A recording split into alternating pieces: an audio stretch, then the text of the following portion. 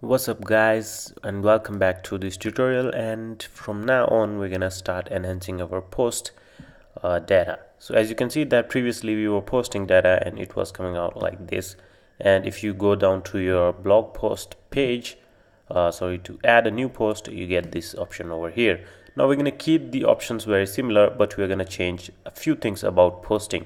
So if you come down to your post activity, and let me just minimize this one, and if you go over here post activity, go down, and if you remember how we store data inside our database, we add a child, title, desk, and an image. So you can see that inside the ID of post we have desk, image, and title. Now what we want, one more thing, is new post. You may already remember this, how we post in.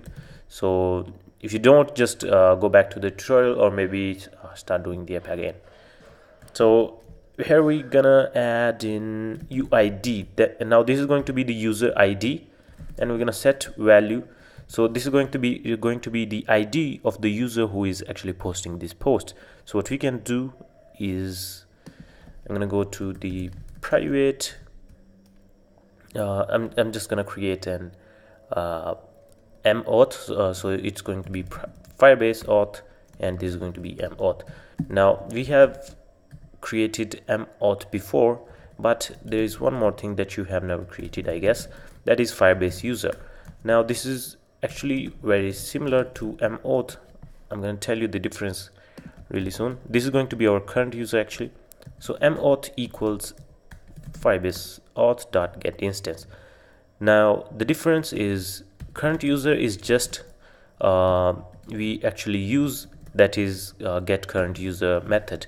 That's actually the current user, so we can store it in a user Firebase user variable over here. So if you go down over here, what we can actually do is we can say current user dot get uid, and that way we can store the user ID inside our database. Now the thing is, we have stored, say for example, we have stored the user ID over here and over here. Now we are on the main activity, and we are trying to retrieve the post over here. What's actually going to happen, it's going to run a query for the blog to get all the blog posts. Then inside that, it's going to see that there is the user ID, and then we have to run one more query to get the name of that user using that user ID. So that's like using two queries at a time, and that's actually a good thing to do. But what I thought maybe a bit more easier to do is actually we post in the username as well with the user ID. Now remember, user ID is just for you guys. If you want to tap on the user and you want to send him to its profile page, then we're gonna need require the user ID, or else we have no use for the user ID if you are storing the user name in our database. And I hope you guys are getting me. So what we are gonna do, we're gonna retrieve the user name from our user ID, and we're gonna post it inside our database. So while we are querying the blog post, we won't have to worry about much querying. So what we can do actually here, we need one more Firebase database over here. So I'm going to say database reference, and it's going to be database users. All right, and then what we can do after this, database user, and this is going to be equal to Firebase database dot get instance dot get reference dot child, and this is going to be from the users. Now we know that inside users we have the ID. So what we can actually do, if we have already created the current user over here, what we can do is add another child over here. So we can say current user dot get uid. So we are actually querying inside this right now. All right, I hope you guys are getting me. Now the next thing that I'm gonna do over here, I'm just gonna quickly say new post, not the new post, I'm gonna say database user, and that is the current the path to the current user.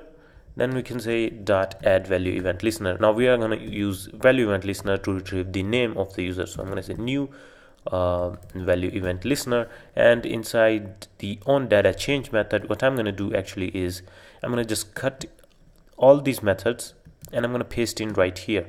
All right, So we are not actually posting the data to the database if we get any error in posting the name. So that's why I have just removed it from here and posted it inside that. Now what we can do is new post dot child, and we can say username.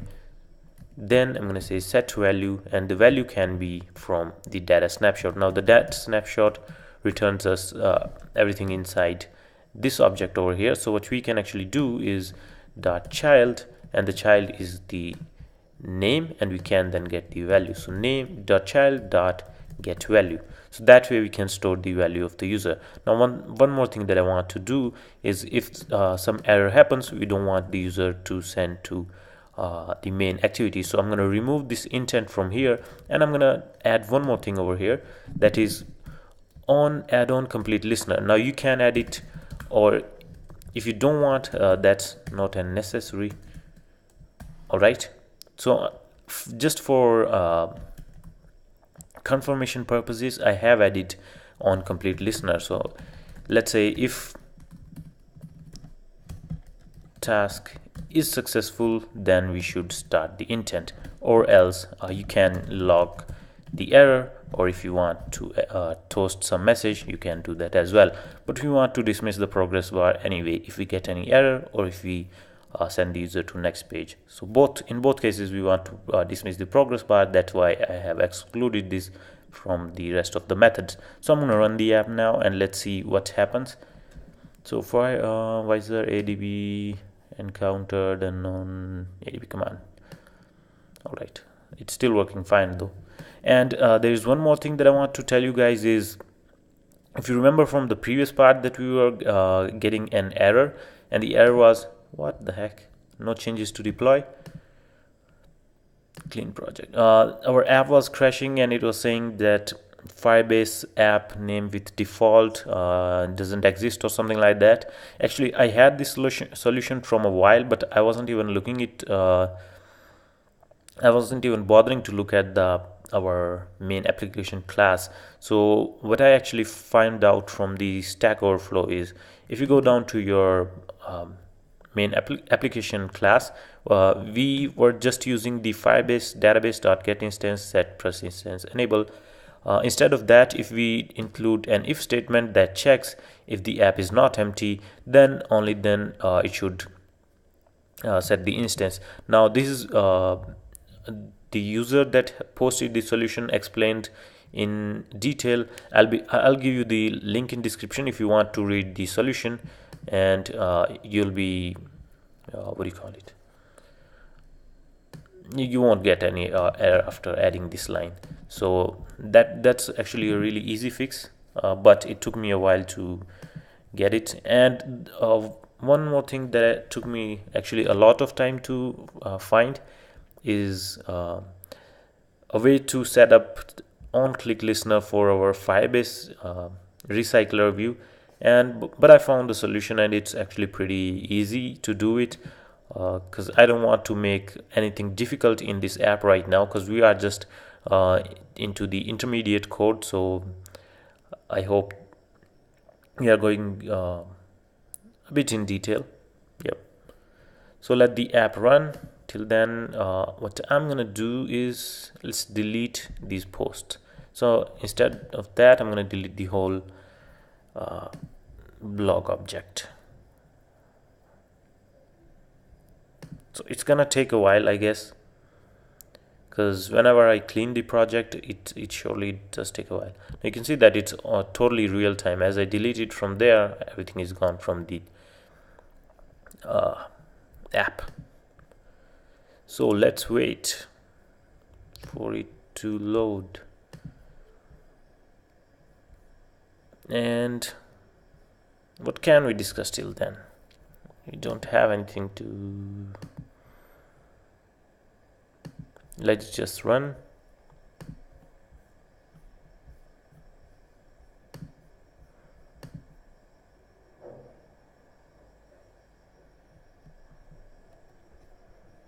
Quite time consuming. And yeah, there is one more thing that you can do actually, is if you come down to the post activity, you can see that we are posting the user ID and username. So I guess many of you guys will be able to now retrieve the username from database and show it in the blog post. So I want you guys to do that by yourself, because I'll be posting tutorial later, but if you try it by yourself, then it's a real good thing. So just like that, in our main activity we can add in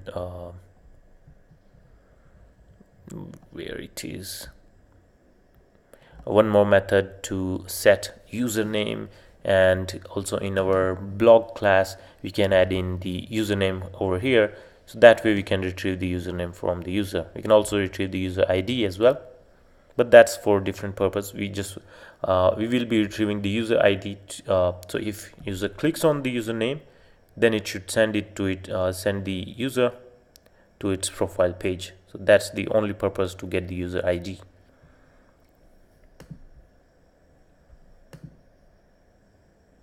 You guys can totally skip this part because I won't be able to cut the video, so just skip it till now. It's finishing with the Gradle build.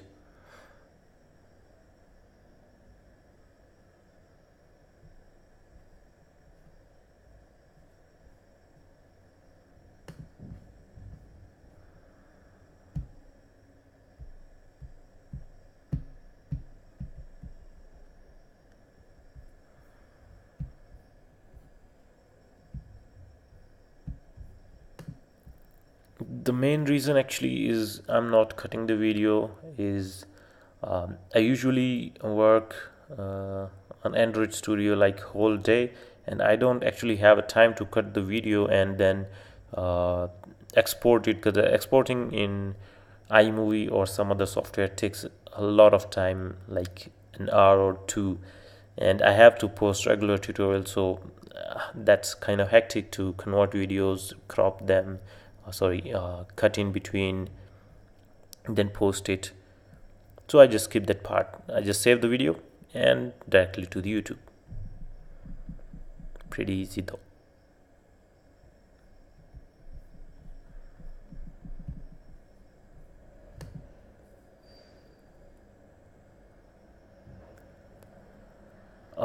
Yeah, there is one more thing that just came into my mind, and that is about the next tutorial series. Now there are a few requests about doing a note app, about e-commerce app, and social app, a chat app. So we can do a poll on this one, I guess. So maybe whichever gets majority of comments, votes, I'll be doing that tutorial first, because obviously everybody wants their. Okay, so app is running, I guess. It's getting too slow day by day, I guess. I need to just reset my Mac or my Android Studio, I don't know. So I'm gonna click the add button. Let me just select the image from gallery. I'm gonna hide it just, and there we go. So I have selected my image. I'm gonna enter the post title. So let's say new post. Okay, this is very first post of this app. Then I'm gonna click the submit post button and let it post. So let's come down to the database and wait for this to post, and bam, our post is over here. Let it load the image, and let's just expand it and see what we got here. And there you can see the description, image, title, user ID, and the username. Now, as I told you guys about getting the username and displaying it on over here is actually pretty easy. All you need is to add one more string, and there you go. So I'll be doing that in next part, but till then you can try it by yourself. So see you guys.